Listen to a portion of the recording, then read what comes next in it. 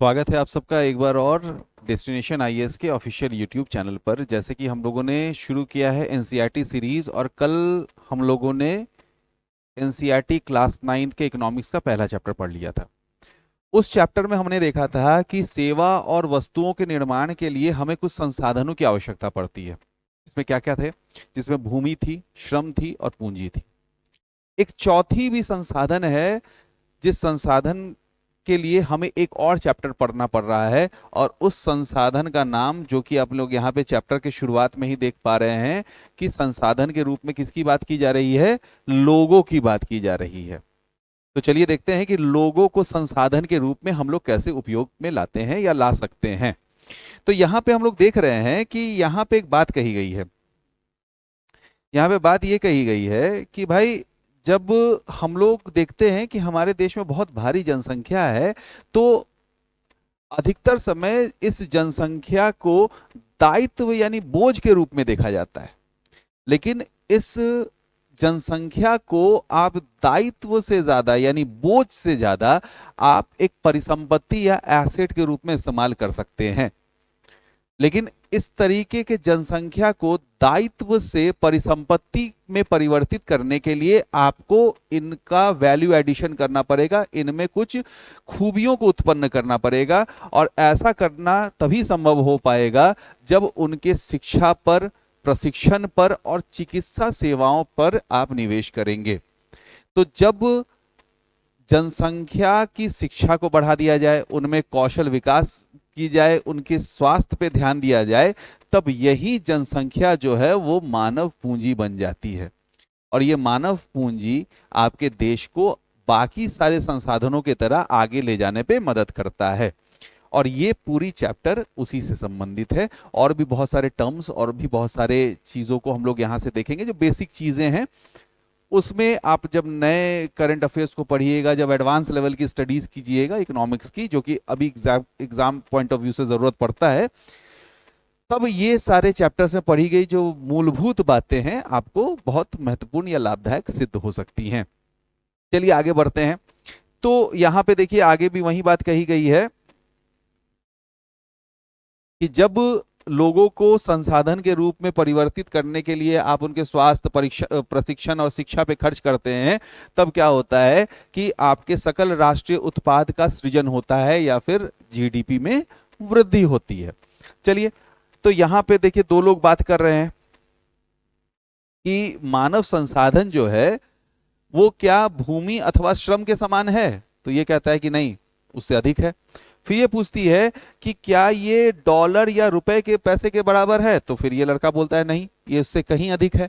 क्यों अधिक है? तो उसका जवाब हमको यहां पे मिलता है कि मानव पूंजी ही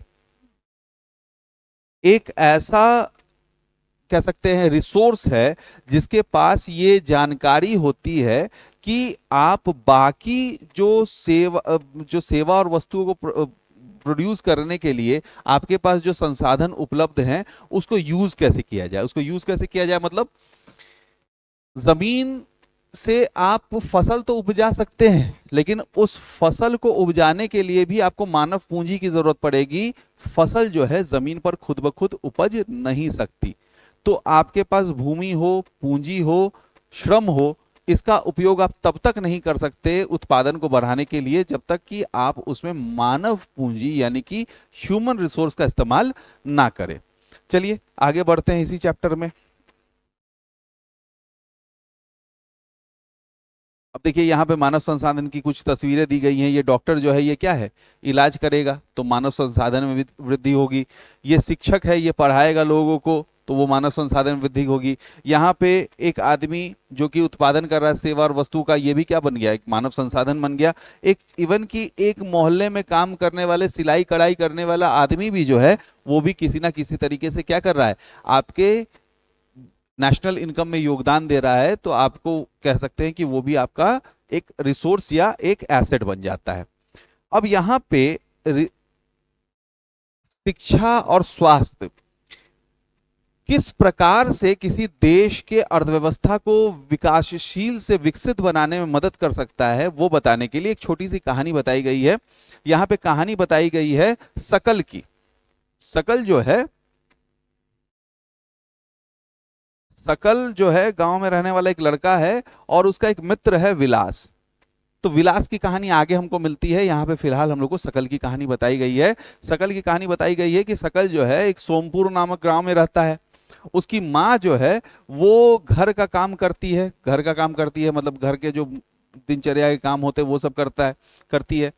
उसके पिताजी जो है बूटा चौधरी, वो खेत में काम करते हैं और उसके दो छोटे भाई बहन भी हैं जिनका नाम क्या है, जीतू और सीतू। जीतू और सीतू भी छोटे हैं, इसलिए ये लोग भी पढ़ाई लिखाई ज्यादा नहीं करते, ये लोग खेलकूद में ही रहते हैं। लेकिन जो शीला देवी हैं और बूटा चौधरी जो हैं, उनको लगता है कि भाई घर की स्थिति सुधारने के लिए हमको क्या करना पड़ेगा, सकल को जो है पढ़ाना लिखाना पड़ेगा। इसलिए क्या होता है कि सकल को पढ़ाया लिखाया जाता है और सकल पढ़ लिख के शहर चला जाता है। शहर में जाके वो कंप्यूटर की शिक्षा लेता है, फिर वो एक प्राइवेट नौकरी पा जाता है। प्राइवेट नौकरी में भी वो मन लगा के काम करता है। इसका नतीजा ये होता है कि उसको पदोन्नति मिल जाती है, उसका प्रमोशन हो जाता है, उसकी आर्थिक स्थिति सुधरती चली जाती है। अब सोच के देखिए, इस आर्थिक सुधार का लाभ जो है वो सिर्फ सकल तक सीमित नहीं रहेगी, ये लाभ जो है सकल के पूरे परिवार को भी मिलेगा। वहीं जब हम लोग आगे जाते हैं अगले पेज पर, तो हमको कहानी देखने को मिलती है विलास की। विलास के साथ दिक्कत क्या होती है कि विलास जब छोटा रहता है, जब 2 वर्ष का रहता है, तभी उसके पिताजी की मृत्यु हो जाती है। और विलास की माँ वो क्या करती है कि मछली वछली बेच के किसी तरीके से अपने घर का भरण पोषण करती है। यहाँ यानी कि सकल के विपरीत विलास को शिक्षा वगैरह नहीं मिल पाती। स्थिति और कब बिगड़ जाती है, जब आगे चल के पता चलता है कि विलास जो है वो गठिए का मरीज है। विलास जो है वो गठिए का मरीज है। अब पढ़िएगा तो यहां पे देखिए कहीं पर लिखा हुआ है गठिए का मरीज हो जाता है।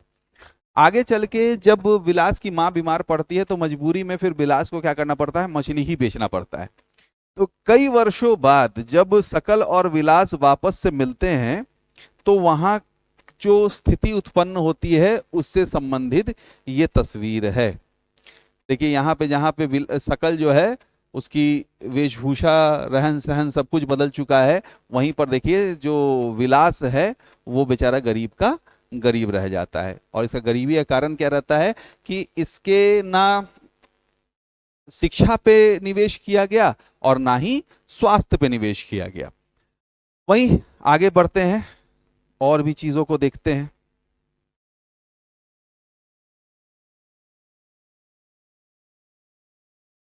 चलिए आगे जब हम लोग बढ़ते हैं तो हम लोग को यहाँ पे मिलता है कि भाई जो पुरुष और महिलाएं जो हैं वो क्या क्या इनपुट देते हैं एक इकोनॉमी में। तो यहाँ पे हम लोग देख रहे हैं क्या कि हम लोग इकोनॉमी में जब भी पार्टिसिपेट करते हैं, कोई भी काम करते हैं, तो वो या तो हम लोग प्राइमरी क्षेत्र में करते हैं यानी प्राथमिक क्षेत्र में करते हैं, या द्वितीय क्षेत्र में करते हैं, या तृतीय क्षेत्र में करते हैं।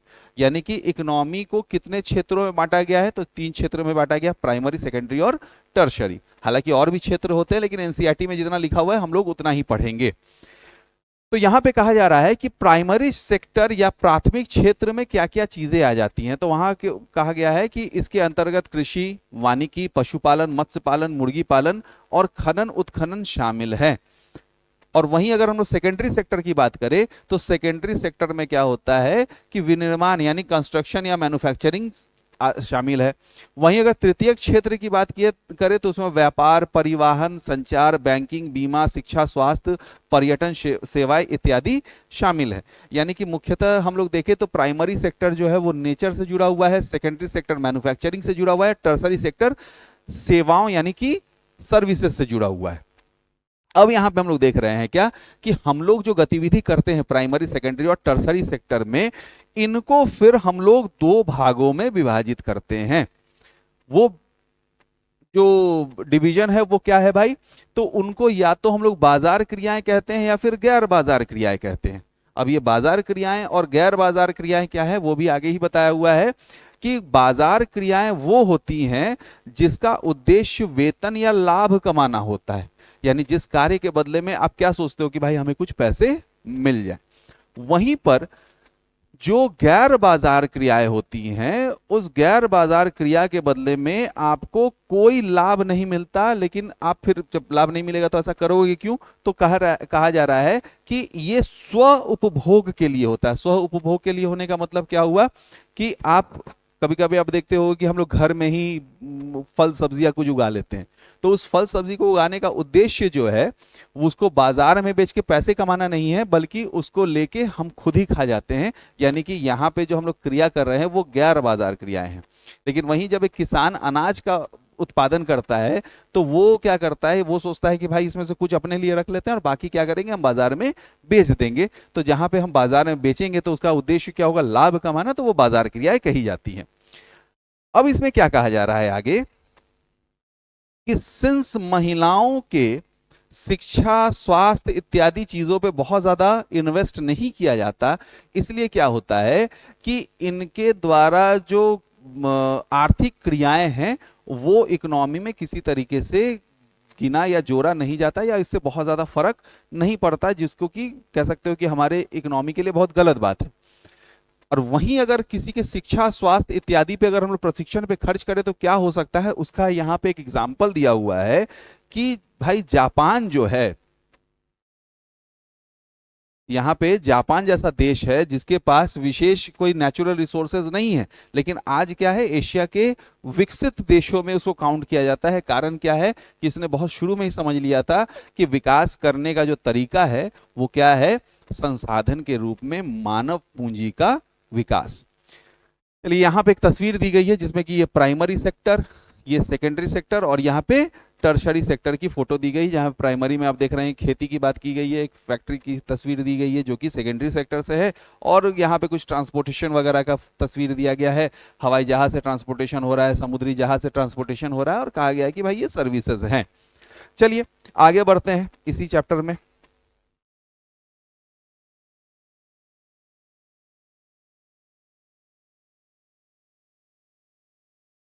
चलिए यहाँ पे बात की जा रही है जनसंख्या की गुणवत्ता की। तो जनसंख्या की गुणवत्ता कब बढ़ती है भाई, जब जनसंख्या स्वस्थ हो और उनकी साक्षरता दर दर अच्छी हो, और वो स्वस्थ रहेंगे तो उनकी जीवन प्रत्याशा यानी कि कितने वर्षों तक वो जिएंगे वो क्या हो जाता है, बढ़ जाता है।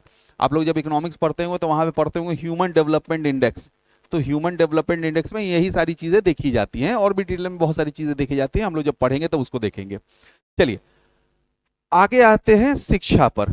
तो भाई भारत की शिक्षा स्थिति क्या है, उसको कह सकते हो कि दुनिया से कहीं छुपी हुई नहीं है, लेकिन ऐसा भी नहीं है कि स्थिति में सुधार नहीं हुई है।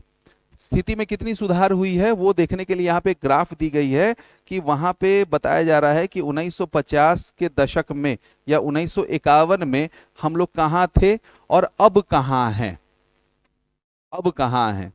तो हालांकि हम लोग देख रहे हैं क्या कि ये जो हरी वाली लकीर है ये महिलाओं के लिए है, तो अभी भी हम लोग देख रहे हैं क्या कि जो महिलाओं की शैक्षणिक स्थिति है वो बहुत अच्छी स्थिति में अभी तक नहीं आ पाई है। हालांकि स्थिति सुधर रही है, धीरे धीरे सुधरेगी भी, और इसके लिए सरकार काम भी कर रही है। तो क्या काम कर रही है वो आगे चलेंगे तो हम लोग को दिखेगा।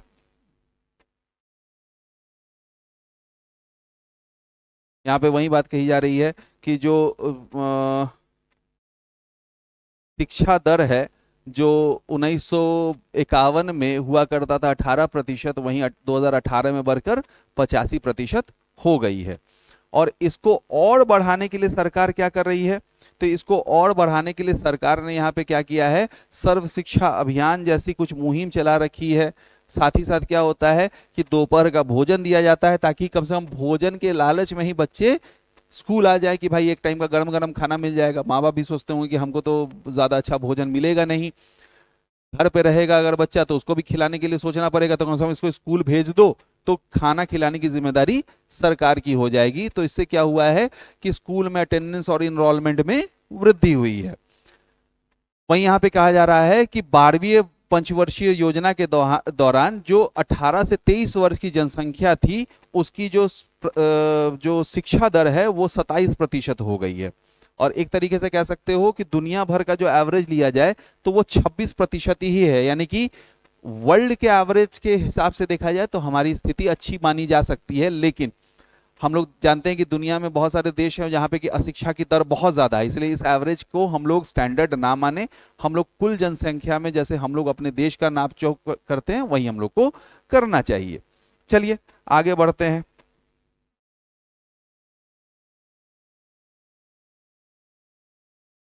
यहाँ पे सरकार का एक कदम हमने देखा था कि सरकार मिड डे मील स्कीम चला रही है, सर्व शिक्षा अभियान चला रही है। साथ ही साथ क्या हुआ है कि स्कूल और कॉलेजेस की संख्या जो 1950 में कुछ 100 में या कुछ 1000 में हुआ करती थी, अब वो लाखों में आ चुकी है। यहाँ पे इस टेबल में वही चीज दी गई है।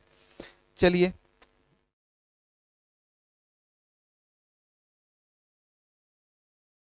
यहाँ पे एक डेटा दिया गया है, वो कह रहा है कि 1951 में जो मृत्यु दर भारत की हुआ करती थी 147, वहीं 2016 में वो घटकर हो गई है, कहां गया,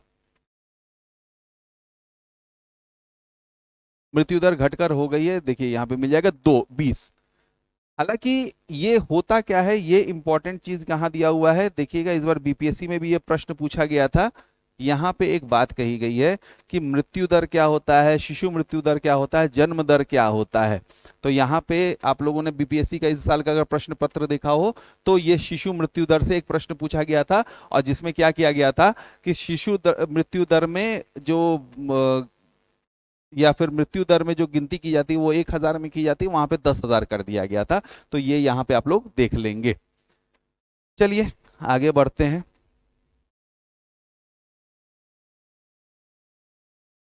अब यहाँ पे एक टर्म आता है बेरोजगारी। तो यहाँ पे कहा जा रहा है कि बेरोजगारी किसे कहते हैं। तो बेरोजगारी के बारे में यहाँ पे कहा गया है कि जब आप प्रचलित मजदूरी के दर पर काम करना चाहते हैं और आप रोजगार ना पा सके तो आपको बेरोजगार कहा जाएगा। तो वहीं पर एक बात कही जा रही है कि जो ये है शकल है, उसकी जो भाई बहन है जीतू और शीतू, और उसकी जो माता श्री हैं शीला देवी, क्या उनको बेरोजगार कहा जा सकता है? और अगर नहीं कहा जा सकता तो क्यों नहीं कहा जा सकता? तो इसका उत्तर हमको अगले पेज पर मिलता है। यहां पर कहा गया है कि जीतू और सीतू को बेरोजगार इसलिए नहीं कहा जा सकता क्योंकि बेरोजगारी की दर मापी जाती है वो एज ग्रुप जो कि 15 से 59 वर्ष के बीच में हो, यानी 15 से कम और 59 से ज्यादा के एज के लोग अगर काम नहीं कर रहे हैं तो उनको बेरोजगार नहीं कहा जा सकता। और वहीं जो जीतू सीतू और शकल की जो माँ है उनको भी बेरोजगार नहीं कहा जा सकता क्योंकि वो कार्य करने में इच्छुक नहीं है। यानी कि कार्य बेरोजगार कहलाने के लिए कार्य करने के लिए इच्छुक होना भी अनिवार्य है। तो यहाँ पे कुछ बेरोजगारी के प्रकार दिए गए हैं जो आप लोग यहाँ पे देख सकते हैं कि मौसमी बेरोजगारी दी गई है, प्रच्छन्न बेरोजगारी दी गई है, शिक्षित बेरोजगारी दी गई है। तो मौसमी बेरोजगारी क्या होती है? ग्रामीण क्षेत्र में अक्सर ये पाया जाता है कि जब कुछ मौसम के लिए ही आपको कुछ काम मिले और बाकी वर्ष आप बेरोजगार रहे। खेती से ज्यादातर लोग संबंधित होते हैं, तो खेती का जब सीजन नहीं रहता है तो लोग क्या हो जाते हैं? बेरोजगार हो जाते हैं। वहीं प्रच्छन्न बेरोजगारी क्या होती है? इसको हम लोग छुपी हुई बेरोजगारी कहते हैं, हिडन अनएम्प्लॉयमेंट कहते हैं। तो इसमें क्या होता है कि लोग काम करते तो दिख रहे होते हैं लेकिन वो एक्चुअली काम नहीं कर रहे होते। यानी कि जहां पे 5 लोग ही से काम संभव हो जाए वहां पे आप 10 लोगों को लगा दो, तो क्या होगा कि आपको बाकी के जो अगले 5 लोग हैं वो आपको काम करते दिखेंगे तो सही, लेकिन वो एक्चुअली कोई काम नहीं कर रहे होते हैं। और ये बेरोजगारी से संबंधित आपको विशेष जानकारी देखनी है तो आप हमारे चैनल पर बेरोजगारी से संबंधित एक हमने वीडियो बना रखा है, उसको आप लोग देखिएगा। उसमें और भी जो संबंधित टर्म्स है उसको हम लोगों ने डिफाइन कर रखा है। अब यहाँ पे एक चीज और कही गई है कि कुछ लोग शिक्षित होते हैं उनको भी रोजगार नहीं मिल रहा है, तो उसको हम लोग क्या कहते हैं? शिक्षित बेरोजगारी। अब यहाँ पे एक बात और कही गई है कि कुछ लोग शिक्षित तो होते हैं लेकिन उनके पास तकनीकी ज्ञान की कमी होती है और उसका नतीजा ये होता है कि वो शिक्षित होते हुए भी नौकरी नहीं पा पाते। जैसे कि हम लोग देखते क्या है कि आपने बीए कर लिया, बीकॉम कर लिया, अब आप नौकरी खोजने जा रहे हो तो वहां पे आपको नौकरी नहीं मिल पा रही है। क्यों नहीं मिल पा रही है भाई? क्योंकि जो नौकरी के सेक्टर में जिन सेट ऑफ स्किल्स की जरूरत है वो सेट ऑफ स्किल्स आप में उपलब्ध नहीं है, और ऐसी बेरोजगारी को हम लोग स्ट्रक्चरल अनएम्प्लॉयमेंट कहते हैं।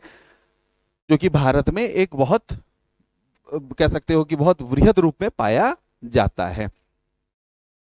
चलिए और आगे बढ़ते हैं, देखते हैं और यहाँ पे क्या काम, यही सब बातें यहाँ पे लिखी हुई हैं कि जहाँ पे एक काम लोगों की जरूरत हो वहाँ पे कम लोग, ज्यादा लोग काम कर रहे हैं। अब ऐसी स्थिति में क्या किया जाए, तो यहाँ पे फिर एक कहानी दी गई है, एक गांव की कहानी। इस गांव के बारे में कहा जाता है कि ये सारे लोग जो है ना ठीक ठाक कमा लेते थे, इतना कमा लेते थे कि उनका गुजर बसर हो जाता था, जिसको हम लोग कहते हैं सब्सिस्टेंस लेवल ऑफ इनकम। बस गुजर बसर हो जाता था, जिंदा हो जाते रह जाते थे। उसी में क्या होता है कि एक परिवार क्या करता है, वो डिसाइड करता है कि वो अपने बच्चे को पढ़ाएगा, उसको पढ़ने के लिए आगे प्रेरित करता है। आगे जाके उसको कृषि महाविद्यालय में एडमिशन दिलवाया जाता है। कृषि महाविद्यालय में पढ़ लिख के बच्चा जब वापस गांव में आता है तो वो क्या करता है, एक नया हल तैयार करता है, जिस कारण से क्या होता है कि इस गांव में जो गेहूं की पैदावार है वो बढ़ जाती है। गेहूं की पैदावार बढ़ जाती है तो लोगों के पास ज्यादा पैसे हो जाते हैं, तो उनको लगता है कि भाई एक आदमी के अगर पढ़ लिख लेने से पूरे गांव का इतना भला हो गया, तो इस गांव के सारे बच्चे अगर पढ़ लिख ले तो क्या हो जाएगा। तो फिर क्या होता है कि ये गांव के सारे लोग मिलके क्या करते हैं, गांव के मुखिया से बात करते हैं, फिर गांव में एक स्कूल की स्थापना करते हैं। स्कूल जब खुल जाता है तो फिर जो गांव के लोग हैं उनकी आर्थिक स्थिति सुधर जाती है। आर्थिक स्थिति सुधरने पे क्या होता है कि उनके पास ना सिर्फ पहले से अधिक पैसे हो जाते हैं, बल्कि गांव जो है पहले से ज्यादा शिक्षित और पहले से ज्यादा स्वस्थ भी हो जाता है। तो कुल मिला के इस चैप्टर से हम लोग यही समझ पा रहे हैं कि जनसंख्या जो है वो किसी देश पर बोझ ना, बल्कि एक कह सकते हो कि संपत्ति के रूप में इस्तेमाल हो सके, इसके लिए उसके शिक्षा पर, उसके स्वास्थ्य पर, उसके प्रशिक्षण पे आपको खर्च करना पड़ेगा, ताकि आप उस जनसंख्या का बेहतर उपयोग कर पाए। और अगर आप ऐसा नहीं करते हैं तो सकल के विपरीत उसके मित्र जो थे विलास, उसके तरीके उसके जैसे आप एक देश के ऊपर या एक गांव के ऊपर या अपने समाज के ऊपर एक बोझ बनकर रह जाओगे। तो ये था क्लास 9th इकोनॉमिक्स का चैप्टर 2। इसी तरीके से चैप्टर 3 के साथ हम लोग मिलेंगे आपसे अगले क्लास में।